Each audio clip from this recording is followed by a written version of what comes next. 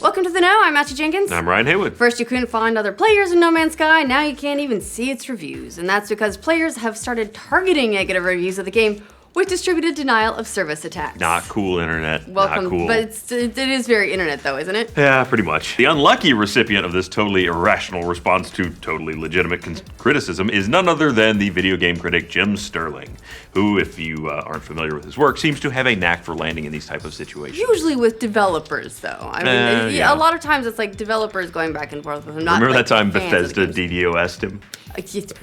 Good times, good times. It should be no surprise at all that the game that inspired death threats over a 2-month delay is now inspiring DDoS attacks. That is a step down, kind of, but that's the world we live in now. It's sort of an internet death threat, like I'm taking out your internet connection. That's true. I'm gonna break its knees. This is the death of your social media life. Oh, that's a shame. Players have been waiting with bated breath for the first reviews of No Man's Sky to trickle their way down onto the internet, and it just so happens that the very first of these posted reviews was Sterling's. He posted his review titled Falling Skies on Wednesday, giving the game a 5 out of 10. In his review, Sterling called No Man's Sky little more than just another crafting and survival experience, more about performing mundane, repetitive tasks than providing unique and exciting encounters. That is very Minecraft, yes. I mean, it is, but it's, it is also very No Man's Sky. Later, he added, like Spore before it, No Man's Sky is a game that promised far more than it could ever deliver, but I can't even blame my tepid reaction on hype. I did not for a second believe that Hello Games' vaguely described Spacefarer could be anywhere near as varied and expansive as promised. And considering how much mania is associated with No Man's Sky and all the fans that have been just salivating for it for years now, you can only imagine the response the review got from players. It didn't take very long at all for Sterling's website to just go away completely. As it turns out, he was targeted by a DDoS attack, the favorite tool of internet jerks everywhere. Speaking about the DDoS attack on his site, Sterling wrote, "At first, the groundswell of traffic as people rushed to read up on one of the most bizarrely overhyped games of all time seemed to legitimately give the site problems. But eventually, traffic got so intense, the site was manually shut down by the host as a protective measure." He went on to say, it would later be confirmed that the review served as a catalyst for an attack as opposed to just an innocent burst of readers.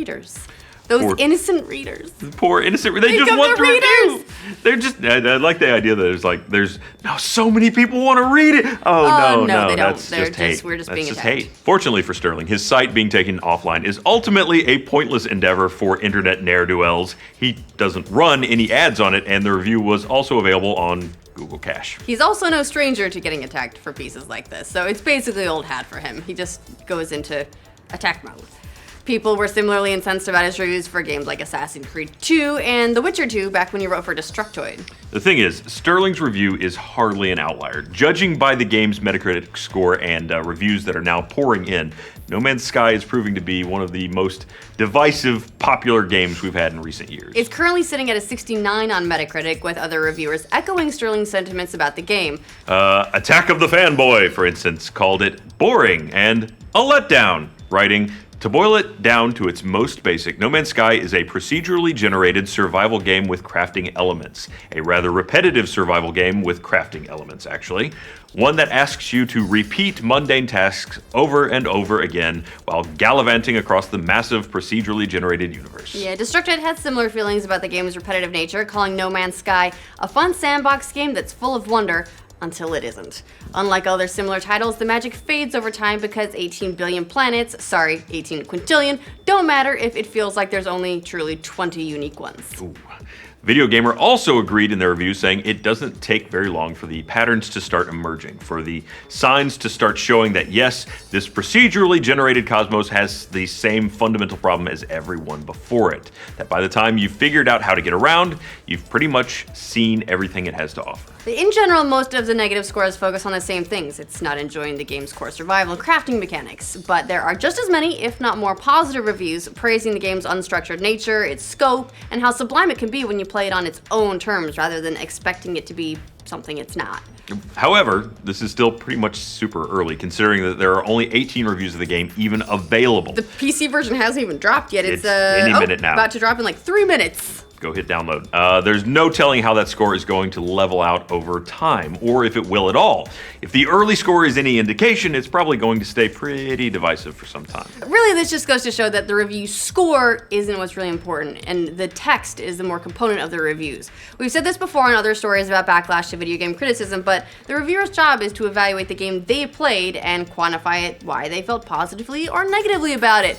People are always getting upset about bias in reviews, but bias is the nature of reviews. It's a gameplay experience is intensely personal when you get down to it. It's very hard to present something objectively with and make it something that speaks to an audience. It's the subjective experience and how you relate to the person delivering it that usually is most valuable in a review. Right, because no two people can relate to every single component on the table in the exact same way. So in the end, it's like all about finding a reviewer who you generally agree with and then being okay to disagree on occasion. And whether or not they had fun is not really something we should hold them accountable for, because fun is such a subjective quality. There's no empirical guideline to determine what game is fun, so reviewers shouldn't be raked across the coals for not meeting it. If the game they described, positively or negatively, sounds like something you would or wouldn't enjoy, that critic has kind of done their job. The reviewer has no obligation to like those things, just to write about them and to try to, put them into context of the game and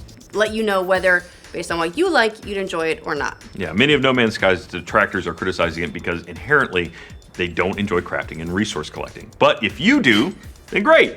That means it's a game you can play, and there's no need to be upset with someone for not liking a particular mechanic or style of gameplay. Every now and then, we're gonna have a polarizing game like this that some people just don't get into, but judging by the game's early stats, there are more than enough who are totally into the overall package. So just go out, discover your stuff, and have a good time. Doesn't matter what the critics say.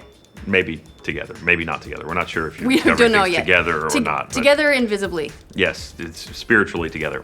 So what do you guys think of the backlash to negative No Man's Sky reviews and its early Metacritic score? Oh.